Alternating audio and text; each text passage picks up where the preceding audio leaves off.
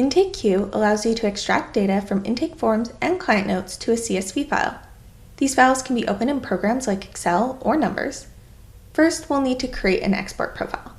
First, navigate to More, Extract Data.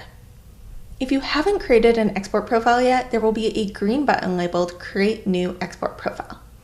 Alternatively, to create or manage profiles, click on the Manage Profiles button located in the top right corner of the page. To create a new profile, click on the blue New button on the left of the screen. Enter the name you want to give to this profile. For this example, we're going to be creating an email list. Select which questionnaire you want to pull data from, and once you select the questionnaire, notice that the list of fields will be loaded in the left panel. Next, drag the fields you want to extract to the right panel. Think of these fields as columns in an Excel file.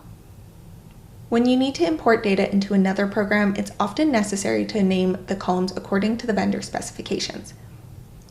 To change the name of a column, click on the settings icon of the field you need to rename. Now that your export profile is complete, go back to the export page. This time, you will see the export profile you created is available, and you can use it to extract data from intake forms. Select a date range, click on Filter, and you'll see a list of intakes. You can then check all or check only the ones you want to export.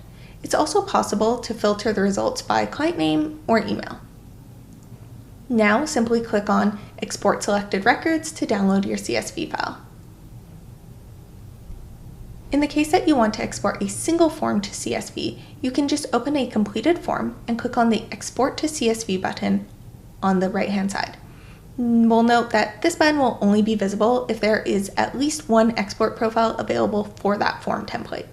And a quick note is that there are a couple of question types that are not available for extraction because they aren't supported in CSV files, like photos or other file attachments, signatures, and appointment details.